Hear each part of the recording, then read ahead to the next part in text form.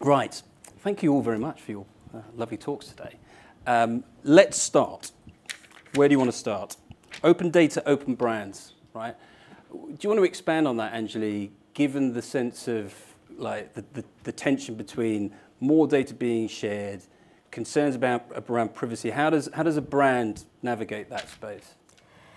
It's an interesting one. I think because data and privacy are all the rage. I mean, we have clients every day asking us, okay, so how do we navigate this mine really of information? The easiest answer would be make sure that the data you have, with whatever data you have, you're giving some value back to the person, to your audience. And the other thing would be, I think, if you want to add maximum value, try and get into partnerships with people who can make your data even more powerful. The problem today is a lot of people sit behind walled gardens. They like it that way. They want to keep their information, their data to themselves. That's all very well and good, but when you can create a step change by partnering with someone whose values are similar to yours, and you can give the audience something that they couldn't get anywhere else as a result of that partnership. In Nike and Apple, for example, Nike Plus back in the day, I was working with Nike when that was announced, and the people were saying, well, they attended a meeting where Adidas and the other companies got together and said, okay, with Nike, and said, as a sports industry, we need to build something really interesting along these lines. And Nike said, well, we've done it. And they could do that because they worked with Apple and were able to launch that. So I think in terms of open data, give your data to whoever you think is able to help you max out the value you can give to your audience, and then be open to partnerships, absolutely, while guarding the sanctity of that data. Because Dan, so Robert Scoble and the Trip It. Yeah. Now, so winning this kind of competitive idea of winning the game of life, and in relation to what we've been talking there about the kind of the quid pro quo of data, was there not something about the amount of data he had to give up to get that service back from Trip It? I think, well, Scoble's a difficult example. You're probably all going to go and look up Scoble straight away after this thing, but it's kind of, I think he's, as we've discussed, a very all-in individual, so he's just kind of, I don't care, just give me new things. So he's quite unique in that sense. I think it's, it really comes down to, and I think it's building on Anjali's point, what is the genuine value exchange you're giving back? And I think that's a very overused term, but I think fundamentally, in simplistic terms, and this is what we're trying to get to, how can we make life simpler for people? And that's not about, the complex bit should be done by the machines. And I think when you then get to the human interface with that, it's actually about making that as simple as possible for people so they can just kind of glide through life. So I think with Scoble and the Trip It example, it's a brilliant one where it's almost the machine's done the work for him. It flags a problem and he can actually resolve that in a context where he wouldn't otherwise be able to.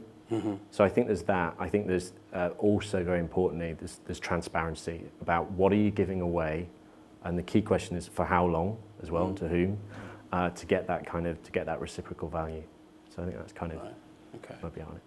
Any thoughts from the floor? Tough crowd. Lawrence, so we started with, let's just kind of I think we'll no doubt come back to it because all roads lead to data and privacy, it seems. But so you were talking about the compare and contrast between different years. So 3D printing.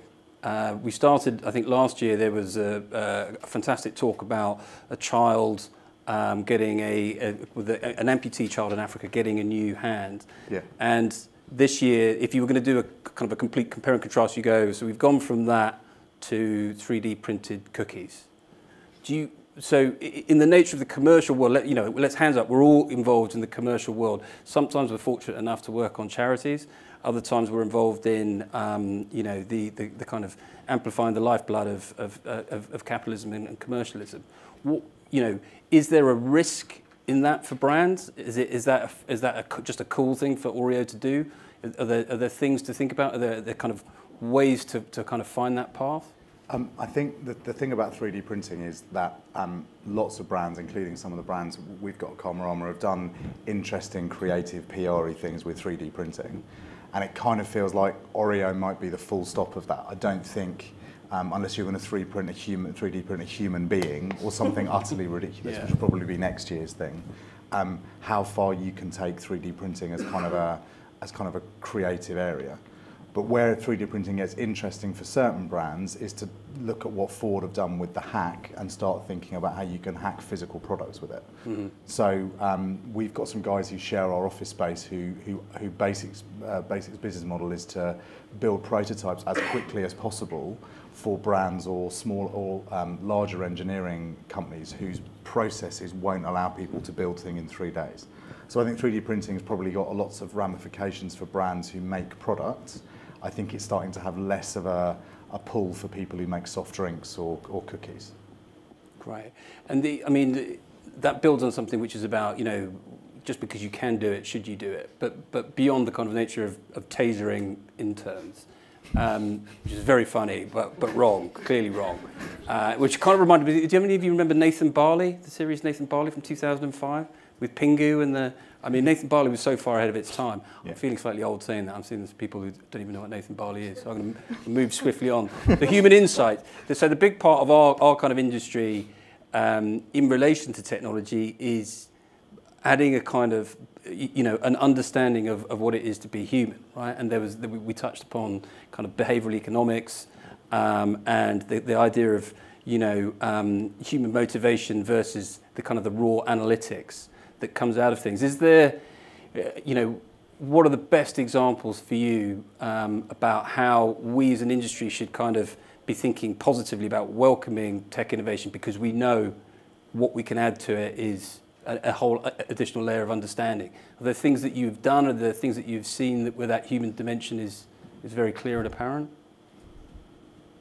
I mean, we're working on an interesting project at the moment for a large FMCG company. I'm not going to expand beyond that. Right. And they've I think a lot of brands are getting very excited by technology and even more excited about the startups behind them. So we're seeing more and more of our clients going, agencies are good for some things and startups are good for some things, so let's go direct to startups. But when that happens, and we've seen that firsthand in the last couple of weeks, the brand goes straight to a technology without deciding what its business problem is or what its consumer need is, and the two things are often together. So the conversations we've been having over the last kind of month, out of some of the stuff we saw at South by, is there's a danger that brands go straight for a technology represented by a startup and then find themselves in this weird place where they've invested emotionally or financially in a company where they're not really sure how it's going to solve their problems as a brand. So I think agencies' consumer insight, or to use your kind of term, the kind of emotional intelligence, is the bit that we need to play off. Is anyone can build a client, a website, an app, hack a car to drive itself off a cliff, which is one of the other videos that came out of that Ford hack the year before, I think, was someone decided wouldn't it be funny if I could drive this car anyway, using an iPad, and they drove it off a cliff. James Bond do that in a film. Yeah, exactly. Right. But there's no limit to what technology can do and how quickly you can do it and how clever you can be with it. Yeah. And so I think it makes us as agencies kind of guardians of consumers and human insight, and we need to protect that. And how does that, Anjali, how would that work with the point that you made about you need to be doing stuff, right? So you have to be getting new things are emerging so quickly. There's a constant challenge to innovate, to get your hands dirty, but also not just get totally preoccupied with the shiny new things. Yeah. So what are your thoughts on that? Yes, there is a pressure, and I completely agree that more brands should be out trying stuff. But as with the behavioral economics stuff, we have the tools today that can give us the insight that can help us make stuff that makes sense. So Subway's brain, that whole output, the exercise, and there were lots of other brands that are doing things like that as well. Might not really be useful, but it can start somewhere. So the CMO example you mentioned, the Pernod Ricard guy, I was at Week last week, and I attended a panel by a number of CMOs, including him, and they all said we want our agencies to push us in the thinking. We might not always agree and might not always say yes to the ideas, but that movement itself will push the thinking beyond what it was, and eventually you'll get to something that is a win-win-win for everyone, the audience, the agency, and the brand. So I think that, you know, it's about having really just common sense, because some things just don't make sense. There are campaigns that you just look at and think, you know, which client or agency signed that off. But because we have access to technology, I think we're in a really good place today to be able to use that information. I'm not just talking analytics. It's a lot of psychographic information as well, for example, that can help you understand who you're speaking to. And instead of sort of following them around the web with belly fat ads or anything else for that matter, to use that information to build things that people want to be part of. Yeah, and I mean, it's that people want to be part of, and Dan, the whole idea of like know me, improve me, that sounds great, and it sounds, and a common sense approach. That you can easily see how common sense goes out the window in terms of, if I could just know more about you, I could do so much more for you, type kind of vision. I know I'm looking at a slight dystopian thing here, but what, you know, how does that work for you? How does the challenge of concerns about, you know, wanting to know technology wanting to know the person in return for giving it back, the value exchange, where does it go from here? I think there's a natural. It's quite interesting. What one guy described it as like Spinal Tap, where he said the arguments are turned up to 11 on both sides, and I think there's a natural cut-off point, and I do it all the time. If someone starts spamming me, they're gone. And okay, they might retain some data, but the relationship's over. And I think increasingly, you know, people are really good at self-editing who gets access to their data and what for. So I think it ultimately comes down to, well, I think in terms of the metrics, perhaps no, but I think, you know, as Sorrel said, people underestimate the impact that Snowden's going to have longer term, I think. Yeah. And therefore, I think people are going to get a lot cuter about who they let in and who they won't. And I think that's, you know, it's the imperative, therefore, is to not just do text for text's sake. It's actually, you know, it comes back to that kind of service design where it's make things that people want as opposed to the old model, which is make people want things. I get slightly nervous about that Ipsos Mori thing about, you know, yeah, I'm really concerned, but then 3/4 of people don't do anything, which completely chimes with, I think, certainly me, probably most people in the, 3/4 of the people in the room. Yeah. But the problem is that you then have to adopt some kind of matriarchal or patriarchal position in terms of how you design things, because where you set the default is basically where the majority of people are going to be. Yeah. And the question is it a tech startup that does that? Is it a huge organization like, I'm going to say Facebook, so we don't say Google, or is it government? We've already got some question marks around different government areas. So who makes the decisions? It's it's kind of a bit of a challenging scenario, isn't it? I think it's a really interesting one. I think startups will actually disrupt it because they can come in, and there was a founder recently, sort of cutting all the business speak, who just said it's very simple, just don't be a dick. And it's simple, you know, that's kind of, to me, is kind of a really straightforward human approach where it's kind of, how much data do you need to do what? But Facebook, and then, we're a dick a few times. There's one for you, Paul, at the back. Paul, dig at Facebook for. But I think it's, you know, it really is about, I think the change is going to come, and it's not here yet, but I mean, there's a recent WARC study that says data privacy is actually going to become the differentiating feature for people. All things being equal, they'll choose between one company or the other based on what their policies are and what they get back. Yeah. So I think it is, you know, we're seeing the start of a shift, and it's got a long way to go yet in terms of that adoption curve. So you basically, you need intuitive, easy to use, so that the human, so basically tech startups are going to need people like us, or like you more than me actually, to help design things so that the intuitive, easy to use privacy options are gamified. I'm not going to say gamified. Are kind of, you know, it's obvious, it's straightforward. It rewards you, or it kind of walks you through in a human manner. Yeah, absolutely. And I think, you know, there's a classic phrase, the Internet of Things, which I think is, you know, for me, a real misnomer, because all that describes is just connected stuff. And I think as human beings, we all feel, you know, overflowing inboxes, text messages, Snapchat, Twitter, Facebook, so on. Yeah. Gmail, obviously. And so, you know, it's kind of, I think we've really got to get towards a sort of connected human ideas. And there are certain things we're going to really care about. And I think, you know, to avoid the trapdoor here, but like there are certain things that Google are moving into that are really interesting in that they're focusing on Nest with a home, they're focusing on car, so they're actually thinking about connected ecosystems that people ascribe real value to. And I think that's... An example there is they're working on Project Ara right now, which is modular smartphones, which I think is brilliant. Brilliant, yeah. So. Quite, okay, very interesting. Anyone from the... Yes, go on, James. Good man. Where are you from? James Davies from Posterscope. So just building on some of the things that you were just saying, it seems to me that in previous years at South by Southwest, there's an enormous amount of optimism about the future. Quite often inappropriately so, but certainly kind of lots of optimism. Conversely, what you've been talking a lot about today is very much about caution.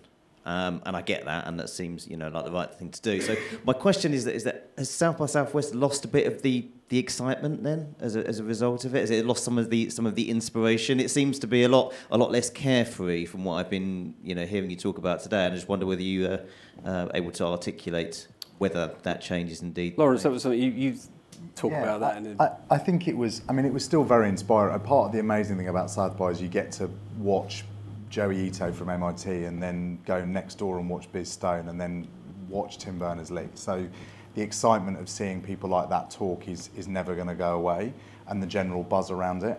I think it's weird, we were talking about this earlier, the kind of set of people that have driven businesses like Google and Facebook and Twitter are actually all quite libertarian, right-wing optimists. They get out of bed to create value, to create something that consumers want to buy, but also to create value for their companies. And Biz Stone did a talk, and it's very easy for him to say this because he sold Twitter and made $4 billion, about how he instinctively feels that people are good, and that all an entrepreneur or a VC needs to do is to give them a piece of technology to allow them to do good, be that to communicate more with their family or to make a product. So that, I don't think that optimism from those types of people has gone away. And the people like Scoble walk in and they're just walking around with 10 bits of tech on their head, having an amazing time going, we've arrived and been embraced. But I think the undercurrent was almost representing normal people and saying, you guys are doing all of this and being hugely optimistic about the world and making lots of money. But there's a bunch of stuff that's happening, some of which you're doing around data and some of which people have done with your data for governments that is making us feel a bit uneasy.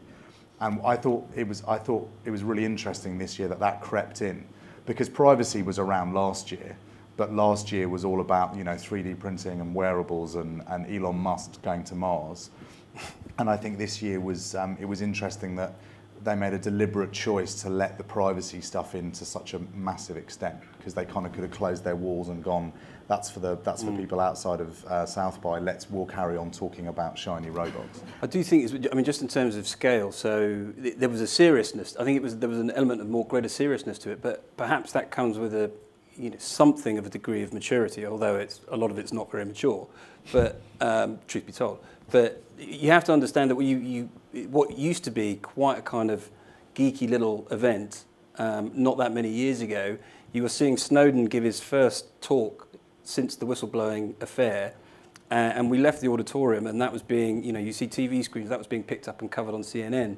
So you do get a sense of being somewhere where stuff's happening, even if it isn't entirely kind of tech utopia. So I think it gives it, maybe more gravitas in some respects. Yeah. Was there another? Sorry, did you want to? Just a quick point about Bruce Sterling's closing keynote, which was all doom and gloom, really. But with that, there were things like, I went to a talk by the founders of Brick, which was the Ushahidi guys who built this platform to make literally the internet in a brick for places like the back of Beyond in Kenya and the desert and stuff where there is it's an internet, it's a generator for the web in a sense. And there's a lot of positive stuff going on. I think at South by, as much as there was, and it ended on doom and gloom with Bruce Sterling, but with the data and privacy stuff, you did get the sense that at least they were being honest about the state of the world. There's lots of positive stuff going on, lots of negative stuff going on. And the world is not black and white, it's grey, isn't it? And for all of us, we need to pick the best out of that to try and move culture on to a better place. And that was another quote actually, now that you mention it. Both Joy Ito and Tim Brown at the IDEO thing said, with everything that we make and every bit of marketing that we do, we are adding to culture. So we need to think about what our contribution is to the larger society and culture with everything that we do now. And data is one bit, and building a backup generator for the web is another. So which would you rather be part of? Yeah. Okay, another question. Hi, Christy Toddy from Visium. Hopefully a fun question, and I hope it's not a difficult one.